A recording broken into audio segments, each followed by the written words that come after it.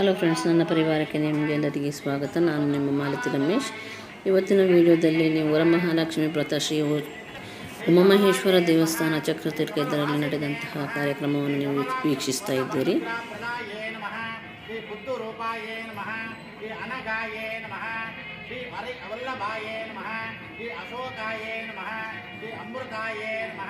श्री प्रीत पुष्करण्ये नमः श्री शयन सौम्याये नमः श्री पद्मिन्ये नमः श्री पद्मगंधिन्ये नमः श्री पुण्यगंधाये नमः श्री प्रसन्नाये नमः श्री प्रसादान्मुखे नमः श्री प्रभावत्ये नमः श्री चंद्रवदनाये नमः श्री चंद्रसोदर्ये नमः श्री चतुर्भुजाये नमः श्री मायाये नमः श्री माये नमः श्री इंदुशीतला कलाये नमः श्री आजाद जनन्ये नमः श्री पुष्ट्ये नमः श्री भद्राये नमः श्री ज्ञानानंद स्वरूपाये नमः श्री सत्ये नमः श्री विमलाये नमः श्री विश्वजनन्ये नमः श्री तुष्टये नमः श्री दारिद्र्यनाशिन्ये नमः श्री बिल्वनिलयाये नमः श्री बिल्वपत्रलांकृताये नमः श्री नारायण समश्रिताये नमः श्री नित्य वियोगिन्ये नमः श्री भक्त शुभपराये नमः श्री नृपा वेश्मात्मि नित्य निवासिन्ये नमः